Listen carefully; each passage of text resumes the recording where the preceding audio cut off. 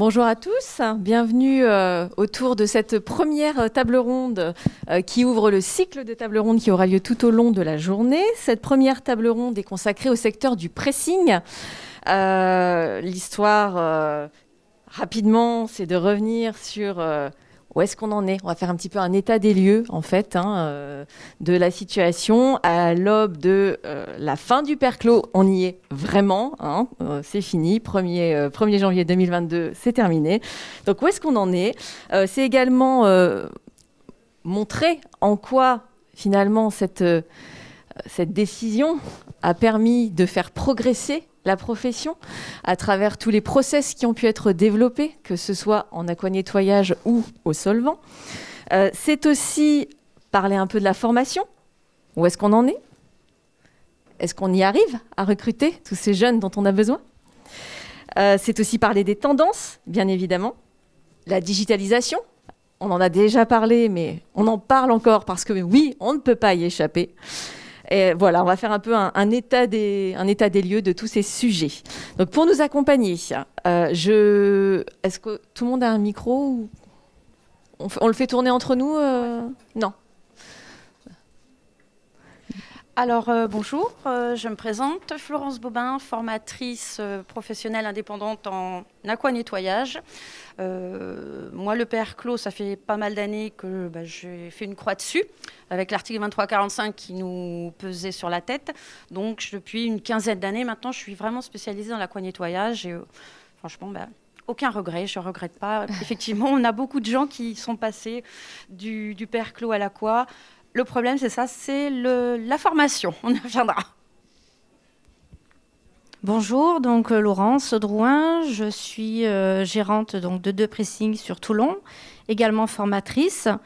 Moi, je suis passée à l'aqua depuis 6 ans, mais j'ai toujours une machine au solvant, donc au KWL. Voilà, et je trouve que les deux quand même se complètent pour certains tissus, certaines fibres. Mais il est vrai qu'on travaille beaucoup plus à l'aquanettoyage. Voilà. Merci. Bonjour, David Berardosi, je suis le co-dirigeant de la société Inforum. Je vais représenter la voix de l'entreprise qui va parler de la digitalisation, je suppose, et puis des enjeux autour de ce sujet et des nouveaux marchés qui peuvent en découler. Bien. Bonjour à tous, Marc Dupier, je représente la société Chrysler. Je suis le responsable de l'équipe pour l'activité France et effectivement nous sommes fabricants de produits lessiviels et nous fabriquons entre autres le carburant pour aller soit en nettoyage à sec ou en nettoyage à l'eau chez les professionnels. Voilà. Donc, merci pour ce petit tour de table. Pour démarrer, en fait, j'aimerais qu'on revienne, si c'est possible, et si vous en avez, sur les chiffres du moment. Est-ce que, parmi vous, certains sont capables de me dire combien reste-t-il de pressing en France? Où en est-on du taux de conversion? Justement, je sais très bien que l'aquanettoyage a eu la part belle, étant donné qu'il a été largement soutenu comme procédé par l'aide Aquabonus notamment. Mais malgré tout, les solvants n'ont pas dit leur dernier mot et ont su tirer aussi leur épingle du jeu en se réinventant également. Donc, est-ce que parmi vous, certains ont des données chiffrées à partager sur ce sujet-là? C'est là que la digitalisation doit nous aider. Effectivement. On n'a pas une vue globale sur l'ensemble de ces chiffres. Ouais. Alors ça c'est un... Désolé, mais... on a les fédérations avec nous, non, peut-être, ils vont peut-être pouvoir nous aider. Mais c'est un éternel problème, c'est d'avoir des chiffres effectivement précis, exacts et exploitables. Enfin, nous concernant, je crois que pour la majorité des intervenants professionnels, mais également les gens qui sont dans l'activité du pressing, c'est toujours Enfin, pour moi, c'est un handicap majeur de ne pas avoir vraiment de la précision. Quelquefois, on parle de 5000 pressing, on en parle de 3000. On disait qu'il y avait 15 ans, il y en avait 15 000, 20 000, on a perdu tout le monde. On n'a pas, enfin, nous concernant, on n'a pas de chiffre précis, malheureusement. Et c'est vrai que la tendance, c'est de se tourner vers les organisations professionnelles quand on a à répondre à ce genre de questions, bien sûr. Donc, d'après mes chiffres, en l'occurrence, il me semble que sur l'Île-de-France, pour ne parler que de l'Île-de-France, on est quand même sur un taux de conversion qui dépasse largement les 90%, avec essentiellement de l'aquanettoyage. Prends un micro, s'il te plaît, Florence. Et je crois, si j'avais lu un truc aussi où il était prévu beaucoup de fermetures, jusqu'à 3000 et encore 5000 pressings sur la région parisienne qui doivent fermer définitivement parce qu'ils ne peuvent pas se reconvertir. 3000 ? C'est énorme ce que tu dis. Oui, mais je ne sais plus où j'ai lu ça. Oui. Si on est sur à peu près 5000 pressings en France. C'était entre 2 et 3000. Oui, c'était énorme. Et tu dis ça suite à la crise sanitaire ? Avant la crise sanitaire, même. Donc des structures qui étaient déjà en difficulté. Qui étaient déjà, en difficulté, oui. Donc fragilisées. Très fragilisées, parce que, alors c'est vrai, on va pas. Moi, j'ai travaillé beaucoup dans le perclos aussi. On pouvait très bien travailler avec le perclos, on faisait du bon boulot. Sauf qu'évidemment, quand on a des gens qui sont peut-être en fin de carrière, reprendre une nouvelle machine, réinvestir pour pouvoir vendre leur fonds de commerce, c'est super compliqué. Donc on voit beaucoup de gens qui tentent de vendre, qui n'arrivent pas à vendre, et en fin de compte qui vendent le matériel individuellement. Parce que ça fait 1 an, 2 ans, 3 ans qu'ils vendent, et il ne faut pas oublier que les gérants, leur retraite, c'est la vente de leur commerce. C'est comme les pressings qui sont à l'eau, Voilà, oui, mais on est d'accord. On est d'accord, c'est très très compliqué. On ne trouve pas de gens qui veulent reprendre ce métier qui a malheureusement une mauvaise image, qui fait métier ancien. Et justement, là, il serait bien de moderniser un petit peu tout ça pour redonner une meilleure image déjà aux jeunes qui n'ont pas une belle image de ce métier, qui est fatigant, qui est dur, qui est physique. Et donc Florence, merci, tu fais le lien effectivement avec un sujet, je pense que David peut réagir là-dessus, sur l'attractivité de cette profession qui peine malgré tout à fournir une image qui soit suffisamment séduisante pour les jeunes.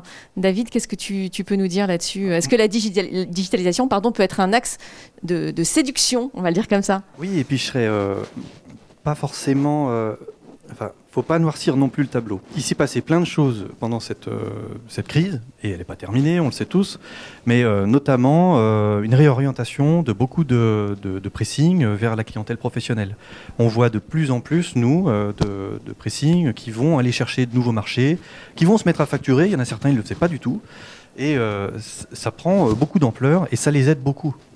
Il y a aussi de la diversification sur la vente de produits, sur des marchés qu'ils n'auraient pas eu l'habitude d'attaquer, comme, je sais pas moi, le fait d'avoir des casiers ou de remettre au goût du jour, par exemple, les portes et le retrait 24-24. C'est vraiment quelque chose qui marche. Voilà. Et puis, je vais mettre un peu de positif aussi dans tout ça. Il y a quand même beaucoup de pressing qui ouvrent aussi. On en voit. On voit des pressings qui ouvrent, on voit des gens qui ont envie aussi de se lancer là-dedans, et beaucoup de gens qui ne sont pas du métier du tout d'ailleurs. Donc il y a un besoin de formation énorme de ce côté-là. Et puis sur les outils, moi j'ai envie de dire quand même que la digitalisation c'est bien, mais c'est un gros mot, ça ne veut pas dire grand-chose. Nous on est plutôt au service de ce que les pressings peuvent faire, des nouveaux marchés que vous pouvez attaquer, on est au service d'eux. Et il y a plein d'opportunités dans ce qui nous arrive. Je ne sais pas, par exemple, si on parle de la sobriété, de la réutilisation des vêtements, etc., il y a une carte à jouer pour le pressing, et je suis persuadé qu'on peut sortir de ça. Voilà. Moi, je veux dire simplement aussi que j'ai remarqué que les professionnels aussi ont changé. Disons que beaucoup de professionnels vont vers les grosses structures comme Elis, Initial, etc. Et en fait, ils reviennent vers nous. Même s'ils sont prêts à payer un petit peu plus cher, mais ils ont un service, on fait la qualité, tu veux dire ? La qualité du service. Bon, après, les grandes structures comme Elis, par exemple, ont des couturières où ils refacturent directement des tenues que nous, on ne peut pas faire, sauf il faut investir, justement. Mais avec nous, Stéphanie, on a réussi à récupérer des marchés d'Elis, notamment la Croix-Rouge, des restaurateurs, des cantines, etc. Donc je pense aussi que les pressings devraient démarcher, qu'ils n'aient pas peur de démarcher des grosses structures. Ouais. Laurent, c'est un très bon exemple, justement, puisque tu en parles. On parle de développer des nouveaux services, de nouveaux produits. Je sais que tu viens de développer quelque chose qui peut servir à toute la profession, et c'est pour ça que je te propose d'en parler. Alors, moi, ça fait un petit moment que je voulais créer ma marque. Donc effectivement, on l'a fait. J'ai créé ma marque aussi avec donc des sociétés comme Rampi et les produits US Lab. Parce que ça coûte trop cher de créer vraiment ta propre lessive ou tes propres détachants. Donc, ça a mis du temps. On a réussi à créer ces kits détachants. Par contre, je ne les vends pas, enfin, je les vends quand même en pressing, d'accord, mais je les vends aussi sur Internet, sous forme de box.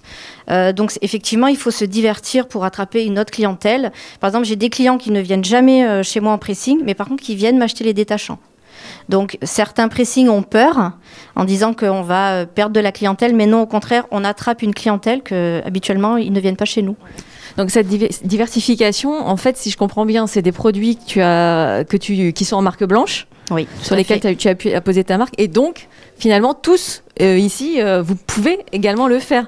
Et c'est une source de revenus évidemment complémentaire. Oui. Est-ce que tu peux nous dire, mais tu as démarré il n'y a pas très longtemps, je crois. J'ai démarré il n'y a pas longtemps, mais là, tu as une idée de combien ça représente en fait en valeur? On a démarré en fait au 1er octobre. Donc voilà, depuis le 1er octobre, on a fait 3 000 €. Voilà. Donc, ça donne un ordre d'idée quand même, oui. Sachant que tu viens de démarrer. Je ne vous ai pas précisé pour les personnes qui sont dans la salle, bien évidemment, si vous avez des questions, n'hésitez pas. Même pendant l'intervention, bien au contraire, hein, n'hésitez pas. Il n'y aura pas de temps de questions nécessairement à la fin. Après, les conversations pourront se poursuivre soit lors des ateliers ou dans les allées. Hein, mais si vous avez des questions au fil de l'eau, surtout n'hésitez pas. Donc il y a plusieurs pressings, j'ai remarqué, ils vendent aussi des savons de Marseille, des bougies, etc. Donc également, moi je le fais en mettant ma marque dessus, mais je pense que tous les pressings devraient vendre soit leur lessive, soit éventuellement des savons, etc. et mettre leur marque, soit le nom de leur pressing, ou une marque comme moi, nous c'est Eau de Flocon, n'a rien à voir avec le pressing, mais voilà. Ok. Oui, parce que effectivement, moi là où je suis assez d'accord avec Laurence, je te rejoins, c'est que quelque part, qui mieux qu'un expert de l'entretien des textiles pour vendre les produits qui sont associés à cette problématique. A priori, vous êtes d'excellents conseils. Donc, ça a quand même du sens. Ça me permet de faire le lien avec une autre question sur la formation. Justement, est-ce que, je vais poser la question aussi peut-être à Florence, est-ce que dans le cadre des formations, on aborde ce volet avec pédagogie, je n'en doute pas, mais comment se diversifier, comment aller chercher des nouveaux marchés? Justement, c'est bien ce qu'elle dit, parce que exactement, on l'aborde en fin de compte de plus en plus, parce que comme la fréquentation dans les pressings, effectivement, tout le monde l'a constaté, est moindre qu'il y a 10, 15, 20 ans. Donc, on va trouver, je suis tout à fait d'accord, il faut trouver un autre système et d'autres marchés. Et ça, oui, on l'aborde énormément en formation, c'est même de plus en plus, parce que quelque part, c'est pas évident non plus d'aller chercher des métiers, des marchés. C'est un autre métier, de se vendre, d'aller chercher des contrats, de se déplacer, ça prend du temps. Mais on dit souvent que malheureusement l'exploitant a trop tendance à être derrière son comptoir et à en oublier un petit peu sa posture d'entrepreneur. Hein. D'entrepreneur, aussi de service, de conseil. On n'est pas obligé de prendre tout le temps des vêtements, on peut conseiller. Mais c'est vrai que c'est pas évident quand on est habitué à un travail, à une façon de travailler, de sortir de ça. Et comment communiquer, comment aller chercher des contrats, qu'est-ce qu'il faut dire, qu'est-ce qu'il faut faire, quel type de contrat on peut aller chercher. Et effectivement, je rejoins tout à fait Laurence. De plus en plus, on revient, j'ai envie de dire, à faire travailler le commerce de proximité et à faire travailler les gens qui sont autour. Donc, Elis et compagnie, effectivement, ils nous font plus peur. Ils font plus peur. Les gens, au contraire, aiment avoir quelqu'un en face d'eux, des conseils, quitte à payer un petit peu plus cher, mais c'est pas grave. C'est pas grave parce qu'au moins, ils ont le conseil, le service et la qualité. Parce qu'aujourd'hui, c'est ce qu'ils attendent, la qualité. Les gens, ils sont d'accord, ils veulent bien payer, mais pour la qualité. Et c'est vrai qu'en formation, on retrouve, oui, beaucoup, mais c'est énorme. C'est énorme. Les trucs... il y a une fois, un monsieur, il m'a même demandé, il me dit, vous ne voudriez pas venir avec moi quand on démarche les hôtels? J'ai dit, écoutez, je vous fais le speech, je veux bien, mais c'est vous qui parlez, c'est pas moi. Et incroyable, je me souviens, c'était à Montbéliard, on rentre dans l'hôtel, il commence donc le petit blabla que je vais préparer. Il n'avait pas fini. Ah ben justement, on cherchait... Enfin, comme quoi, c'était incroyable, quoi. L'hôtel cherchait à travailler avec un pressing des alentours en sous-traitance. Mais c'est pas évident de se vendre. C'est très compliqué. Et ça, en tant que formatrice, toutes les deux, c'est une tendance forte que vous identifiez. Énormément. Donc il y a une demande pour la formation Oui, sur ce tout à genre fait. de problématique. Oui, tout à fait. Parce qu'il ne faut pas oublier que le pressing, on marche par saison. Donc quand c'est la saison creuse, il reste les salaires, les loyers, les charges à payer. Et pendant ce temps-là, le chiffre, il baisse. Donc c'est bien d'avoir des contrats, de pouvoir pallier justement à ce manque de chiffre d'affaires pendant les saisons creuses. Des marchés aussi, Oui. les assureurs. Les assureurs, les banques, il y a tout ce qui est... Les CE, toutes ces choses-là, on n'y pense pas. Mais c'est vrai il faut savoir, faut venir avec une belle plaquette, faut venir... C'est pas évident. C'est un autre métier. Et ne jamais démarcher le lundi, mercredi et vendredi. Il faut toujours faire du commercial le mardi et le jeudi. Sincèrement, c'est... Journée creuse, ça a toujours été. Non, mais le mercredi, c'est toujours journée des enfants, donc les personnes, on n'arrive pas à les avoir au téléphone. Le vendredi, c'est bientôt le week-end, donc voilà. Et le lundi, c'est le début de la semaine, beaucoup de personnes en télétravail, ou beaucoup de personnes... Non, mais sincèrement, c'est vrai. Voilà, vraiment faire du commerce le mardi et le jeudi. Alors pareil, tout à l'heure Florence, tu disais sur les réapprendre les choses différemment. Du coup, ça me permet de faire le lien sur un des autres sujets que je souhaitais qu'on évoque ensemble. Et je vais me tourner vers Marc pour cet aspect-là. Avec plaisir. On parlait tout à l'heure, je l'ai posé en introduction, hein, donc la fin du perclos. Oui. Donc je sais que chez Creusler, vous êtes à la fois sur les deux tableaux, hein, vous proposez des produits solventés et de l'aquanettoyage.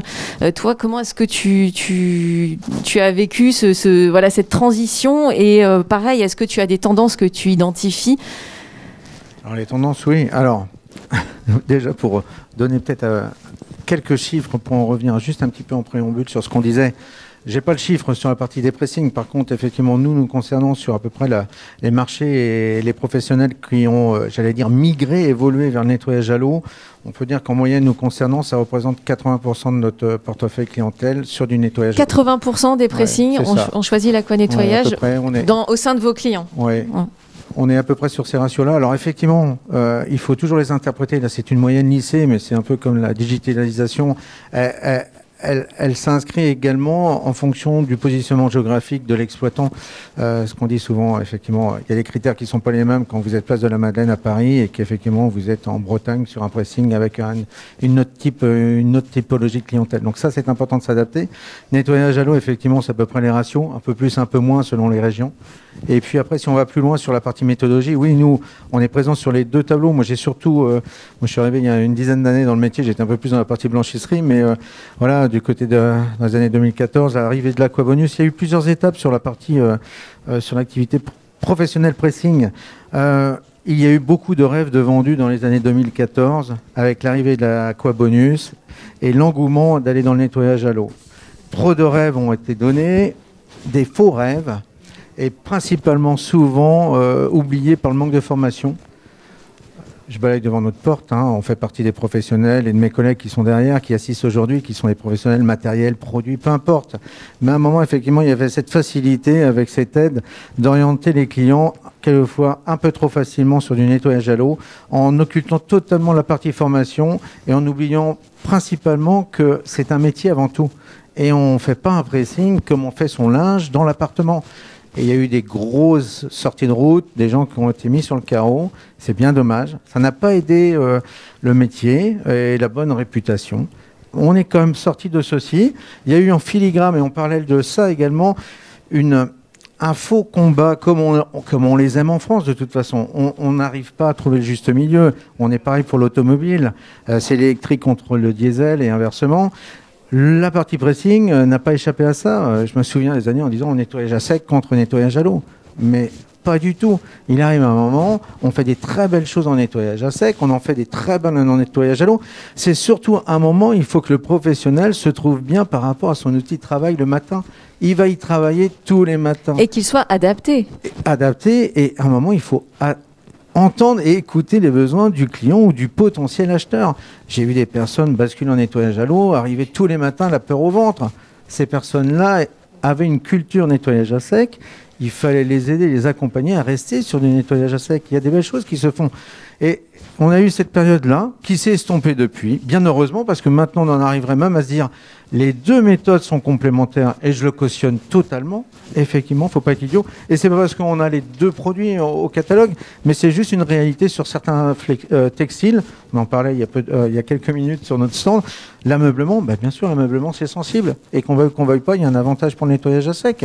Les gens qui ne le disent pas ne sont pas sérieux avec les professionnels non plus par rapport à cette situation-là. Ça évoluera, mais on sait qu'effectivement, on a quand même des enjeux qui ne sont pas les mêmes. Ça, c'est cette période-là. On en est sorti. Je pense qu'il y a eu un bon boulot sur la formation. Aussi des fédérations, des gens qui essaient de dynamiser. On en est là aujourd'hui. Et la formation a permis de revenir justement, comme tu l'évoquais, aux fondamentaux, bien évidemment. Ouais, formation. Et puis après, on a effectivement les années, crise sanitaire, qui ont fait qu'effectivement, tout le monde a été secoué, que ce soit l'utilisateur final que ces personnes autour de nous sont, mais pareil pour les professionnels. Chrysler n'a pas été épargné par cette tempête-là, et il a fallu se remettre en cause, voir comment on peut voir la lumière au bout du tunnel. Et là, je partage aussi. Effectivement, il y a des fermetures. Effectivement, bon nombre de pressings sur cette fin d'arrêt du père Clos ne retrouveront pas de repreneurs, ça c'est clair. D'un autre côté, si on a attendu aussi longtemps, on était déjà en risque. Il y a un moment, les gens qui ont été de l'avant ou autre ont déjà basculé, ont déjà fait des choix depuis quelques années. Je serais tenté de dire, je n'aurais pas le dire, je vais peut-être choquer des personnes, mais on a aussi des personnes qui sont sur des fins de carrière, qui se disent, je continue, j'arrête, je revends pas. On a aussi des irréductibles qui attendaient la date limite, comme on dit, de consommation. Là, on ne peut pas faire plus près, je crois que... Excusez-moi du peu, mais là, c'est vraiment que du mur qu'on voit très très bien le mur. Voilà. Mais à l'inverse, comme disait Anthony, il y a une multitude aussi de gens qui ont ouvert, qui ont eu des projets, qui ont agrandi, qui ont investi, qui ont réussi grâce aussi à la crise sanitaire, même si effectivement le nerf de la guerre, c'est quand même le financier, et ils ont pu tirer la langue, mais ils sont mis en mode projet en disant, bon, aujourd'hui on en est là, où est-ce qu'on veut être demain ? Et qui ont eu ce temps aussi pour eux de préparer ce demain. Et on n'a jamais, enfin moi, me concernant, on n'a jamais eu autant de mode projet dans l'activité du pressing, avec effectivement des raisonnements en disant, même pas peur, effectivement, de Élise, il ne faut pas les nommer, mais des gros privés, et aussi une certaine proximité régionale, parce que les gens se sont aperçus que 40 km, c'est pas loin, mais en période sanitaire, c'est le bout du monde, quoi. Et effectivement, quand j'ai besoin de mon drap, quand j'ai besoin de mon vêtement de travail, même le simple garage, quelquefois, ça peut être très intéressant d'avoir mon collègue pressing à côté qui me fait mes 15 tenues pour mon équipe de garage mécanique à côté. Et la proximité a eu du bon. Vous verrez, dans certaines, mes confrères pourront vous le confirmer dans le matériel, on n'a jamais revendu autant de calandreuses, de repasseuses dans le monde du pressing. Parce qu'il y a une réinternalisation qui se fait, parce que je serais tenté de dire que le mouvement est lancé, quoi. Et c'est bien. Et je pense que ça permet aussi de reprendre des lettres de noblesse aussi à ce métier-là, en élargissant le champ.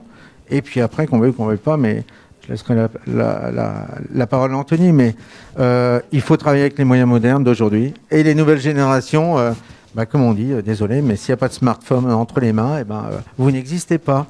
Voilà. Mais justement, oui, je t'invite à donner le micro à David. En effet, en quoi est-ce que la digitalisation peut être un outil utile et comment est-ce qu'on apprend à s'en servir efficacement pour aller développer ce type de service ? Un autre constat qu'on peut faire, c'est que finalement, la présence sur Internet, le marketing, toutes ces choses qui font partie du champ commercial, en fait, faut dire ce qui est très peu développé dans beaucoup de pressing. La présence sur Internet, c'est quelque chose dont on parle de plus en plus. Avec la crise, on en a parlé beaucoup plus. Mais comment faire ? Alors, on va avoir des astuces. On va se mettre sur Google My Business. On va essayer de remonter dans les résultats des recherches. On va être présent, on va mettre des photos, etc. Mais est-ce que c'est suffisant ? Nous, on ne le pense pas. Et c'est pour ça que ça fait déjà quelques années qu'on a travaillé un outil qu'on a appelé nous le Dry Cleaner Locator, qui était en fait de faire une sorte de Google My Business pour les pressings et leur permettre d'obtenir un nouvel outil pour démarcher sur Internet, pour être présent sur Internet, ne serait-ce qu'être présent. Il y a beaucoup de pressings qui n'ont pas conscience que ça peut être un relais, ne serait-ce que d'être sur Internet pour moderniser leur image. Et c'est un réflexe aujourd'hui quand on cherche un service. La première chose qu'on fait souvent, c'est d'aller sur Google et de taper les mots-clés dont on a besoin. D'animer son réseau, d'être sur Facebook, d'être sur ce que les nouveaux publics aussi regardent, de s'habituer aux nouveaux usages des personnes qui vont devenir les clients de demain de nos pressings. Et une chose aussi super positive, c'est que là, les organisations professionnelles se sont mises ensemble, CTTN, la FFPB et un forum, pour travailler sur une plateforme qui permettra à terme à n'importe quel pressing d'avoir sa boutique en ligne. Ça fait partie des choses très positives qui sont sorties de cette crise en disant on va faire quelque chose ensemble. Et on ne va pas attendre que chacun individuellement investisse beaucoup, parce qu'on ne le dit pas assez, mais ça coûte cher en fait d'être présent. De faire son marketing sur Internet. Il faut des gens qui sont qualifiés, il faut savoir faire de l'animation, il faut être commercial, il faut savoir faire du marketing, il faut faire des beaux supports. Et ça demande beaucoup de travail et d'efforts. Et c'est là où on voit encore une fois que malheureusement, souvent, l'exploitant de pressing est dans son activité un petit peu enfermé dans sa posture de faiseur. Hein. Je suis derrière ma planche et je repasse et je lave et je nettoie, mais à quel moment il trouve le temps aussi de se poser, hein, je pense que oui, vous confirmez, c'est à quel moment on réussit à trouver le temps. Alors, faut-il accepter d'investir pour faire appel à des professionnels dont c'est le métier et qui peuvent les accompagner là-dessus? Ça a un coût aussi, donc après... Comment est-ce qu'on lève ces freins-là, finalement? Une des façons de lever ces freins, c'est que l'organisation, le métier du pressing s'organise pour créer quelque chose de nouveau, et c'est ce qui est en train de se produire. Donc c'est quand même quelque chose d'intéressant, je trouve. Je ne connais pas. C'est vrai que c'est inédit, ce n'était pas arrivé. Je pense que c'est quelque chose un espoir que tout le monde pouvait caresser, qui est cette fédération, au sens strict du terme, qui se fasse pour rassembler toutes les bonnes volontés et avancer sur cette problématique. Donc là, il y a un vrai effort qui est en train de se produire. Mais on ne va pas spoiler l'atelier de tout à l'heure. Mais au-delà de ça, oui, ça représente un coût énorme. D'ailleurs, il y en a qui vont tout seuls, qui vont essayer d'avoir cette présence sur Internet, qui vont investir beaucoup dans du web marketing, du développement logiciel. Sur les exploitants qui sont présents, là, qui a un site web? Levez la main. Il y a quelques-uns quand même. Il y en a quelques-uns, oui. Et après, qui va faire de la commande en ligne, par exemple? Voilà. Et comment on fait de la commande en ligne? C'est exactement ça le problème. C'est que dans un autre métier, quand on va acheter une pizza, on achète une pizza, on dit je veux une margarita, etc. Les livrer, c'est terminé. Mais nous, dans le pressing, on a un métier infiniment plus compliqué. Quand on va dire vous avez pris un pantalon, une veste, une chemise ou je ne sais quoi, déjà, souvent ils vont se tromper. En plus, il peut y avoir des réserves. Il peut y avoir des problèmes sur les articles peuvent ne pas arriver, ça va être la faute de qui? Est-ce que c'est la faute du pressing? Est-ce que c'est la faute du livreur? Est-ce que c'est la faute du client? Etc. Tout ça fait que, par la force des choses, notre métier a été difficile à digitaliser. Et je pense que ce qui est en train de se passer va aider à ça. Voilà. Sans spoiler la suite. Et sur les exploitants qui sont présents également, alors qui est en aqua? Qui est au solvant? Qui a les deux? Qui est en aqua? Ouais, pas mal. Et qui est autosolvant? D'accord. Ok. Les deux? Oui? Qui a les deux? Merci. Il y en a qui suivent. Non, mais c'était un test en fait. Les deux aussi, ouais. On voit quand même que les proportions sont pas très égales. Oui, vous avez une question?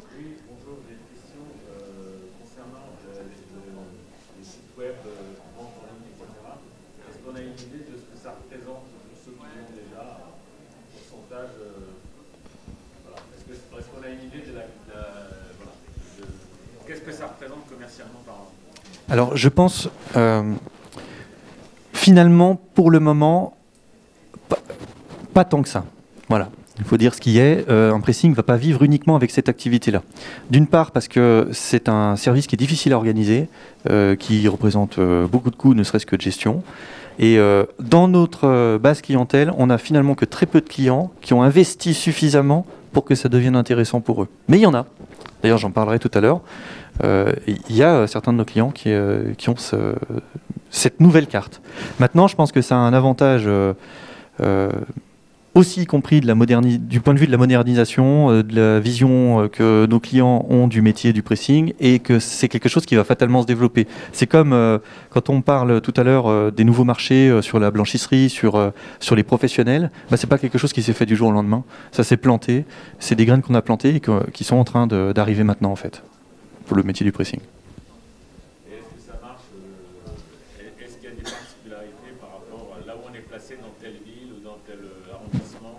Clairement, pour l'instant, ceux qui arrivent à tirer des fruits de ce marché-là, c'est ceux qui sont en ville. Voilà, pour l'instant. Mais ça reste très peu développé. On est au tout début en fait de ça. Hein. Donc, j'aurais pas la prétention de dire que je sais ce qui va se passer. Et d'ailleurs, même ceux qui le font, à mon avis, ils vont en mode entrepreneur complet. Voilà. Disons que la problématique qui va se poser là, c'est celle de la logistique derrière, bien évidemment. C'est pour ça que dans les grandes villes, on voit quand même se développer beaucoup d'enseignes qui vont mettre en place ce qu'on appelle des points froids avec une petite usine en périphérie qui va centraliser en fait tout le nettoyage des articles et qui va aussi simplifier un petit peu l'aspect logistique, mais la logistique reste un métier à part entière, c'est pareil, on ne peut pas s'improviser logisticien. Donc là-dessus, c'est pas facile non plus, David. Il y a d'autres cœurs dans le sujet. Il y a par exemple le sujet juridique. Hein, on en a parlé, on ne livre pas une pizza. Une fois que la pizza est livrée, c'est terminé, on est content, on n'est pas content, au pire on rembourse. Nous, c'est pas ça, ce sont des articles. S'il en manque un, si c'est pas le bon, s'il y a un trou, si je ne sais quoi, il y a le risque juridique qui est à traiter aussi, et qui fait partie de la complexité du métier, fait sans doute partie des coûts aussi, et qu'il faut bien réfléchir. Il faut y aller 2 fois. Et en plus, il faut revenir.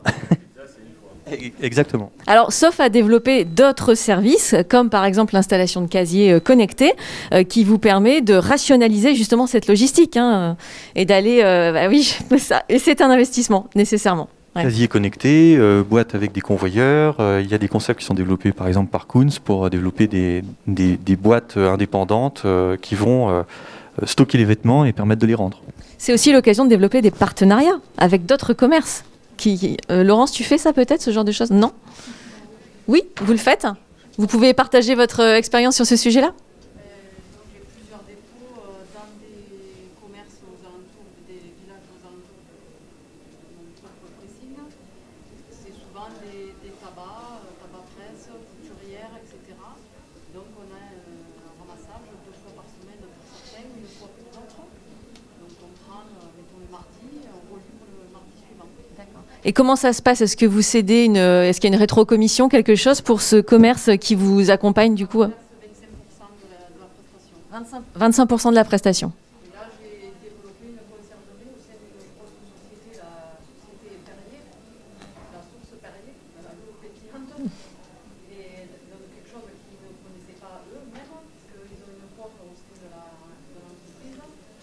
Ils vendent, les salariés peuvent acheter de la viande, des chaussettes, voilà, tout type de produits. Et donc au sein de cette coop, on va créer une conserverie pressing où pareil, les salariés en venant travailler pourront déposer leur linge au sein de la coop. Et moi, 1 fois par semaine, pareil, je récupère le linge et je ramène la semaine suivante.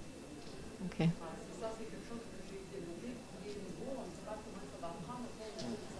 D'accord, mais en tout cas, moi je trouve que c'est une excellente illustration qui prouve que le secteur sait se réinventer, sait aller de l'avant, sait innover, et je trouve ça extrêmement positif. Ça montre que l'image, on en parlait tout à l'heure, du coup David, je suis d'accord avec toi, tout n'est pas noir, loin de là, et la preuve, réussir à communiquer sur ce genre d'initiative, ce serait aussi montrer que c'est pas un vieux métier en fait, qu'il sait se réinventer, et en ça il est attractif et séduisant aussi. Oui, il y a une question. C'est concernant la mise en place de ce nouveau service que vous proposez, le dépôt chez les partenariats que vous avez fait. Comment ça se passe lorsque la personne avec qui vous avez fait le partenariat n'est pas forcément formée pour le pressing, pour conseiller le client, pour détecter les articles? Est-ce que c'est vous? Justement pour Perrier, mais je vais aller une demi-journée avec les 2 personnes qui sont en charge de récupérer le linge pour essayer de leur expliquer voilà, la réception, la rétention, etc. Et noter le plus de choses possible. Après, voilà, il y a toujours un risque, mais bon. En gros, ils font que de la réception. Voilà, ils font que de la réception. Après, vous, derrière, vous analysez les articles. S'il y a des souci, vous avez les coordonnées Après, des tout clients par mail éventuellement. pour avoir un écrit. Voilà, moi, si je constate quelque chose après arriver au pressing, tout par mail. Numéro du client, non? Comment? Ils prennent pas le numéro du client? Voilà, comme ça, quand vous ouvrez le paquet, s'il y a un problème, vous pouvez appeler directement le client. Voilà. Oui. Parce que généralement, le problème, c'est lorsque le client a déposé l'article, parfois, même lui ne sait pas qu'il y a. C'est abîmé ou autre. Donc, du coup, arriver et dire au client, écoutez, moi j'ai récupéré l'article parce que je suis en relation de traitance par rapport à là où vous l'avez déposé, j'ai récupéré l'article et du coup, je constate qu'il y a, que c'est abîmé, qu'il y a une quelconque. Après, je ne traite pas. Hein. Vous ne traitez pas, ramène. D'accord. Voilà. Okay. D'accord. Je ne touche pas. Voilà. Après, c'est. C'est rendu comme ça. C'est pas de problème. Et puis, voilà. Exactement.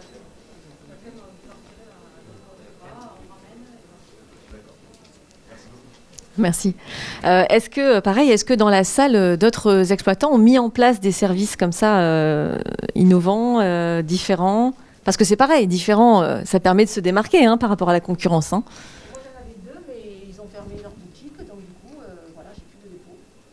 Plus de dépôt. Voilà, c'est une laverie et une chez une couturière, ils ont vendu leur commerce. Et maintenant, comme je veux vendre mon commerce, j'ai pas envie de redévelopper, de redémarcher. Voilà, ça c'est le gros problème. Voilà. Et vous, Michel, c'est Michel, si je me souviens bien. Vous êtes en fin de carrière aussi. Oui, ouais, donc c'est parce que je pense que il me semble que ça fait un moment que vous cherchez déjà. Ouais. Ok. Personne derrière non plus. Ok. Oui. Une question là. Non, oui, on arrive au bout. Voilà, on me fait signe. Nous arrivons au bout. 45 minutes, ça passe très vite, vous voyez. Il y avait d'autres sujets qu'on aurait encore pu aborder, mais ce n'est pas gênant. On peut aussi continuer ces conversations dans les allées, il n'y a pas de problème. Pour poursuivre, 2 ateliers vont avoir lieu l'un à la suite de l'autre, que je vous invite à rejoindre, qui sont dans la droite ligne avec les sujets que nous avons évoqués. Le premier, donc ça dure 15 minutes. Le premier a lieu à 11h et est intitulé « Découvrez l'application pressing indépendante proposée par la profession ». C'est la fameuse application que David a évoquée tout à l'heure. Donc, on en a parlé sur l'édition nantaise. Depuis, il y a déjà eu des évolutions, il y a des choses nouvelles à savoir, à connaître. Donc, n'hésitez pas à rejoindre cet atelier qui sera suivi d'un autre atelier qui sera également animé par... Toi aussi, d'accord, qui aura lieu donc à 11h15 à la fin du premier et qui s'intitule « Un point sur les solutions atypiques et innovantes dans les métiers du pressing et de la blanchisserie ». Voilà, je vous remercie beaucoup d'être venu assister à cette première table ronde. Et puis, je vous donne rendez-vous pour la suivante qui démarre à 11h. Merci à tous. T'as du boulot là.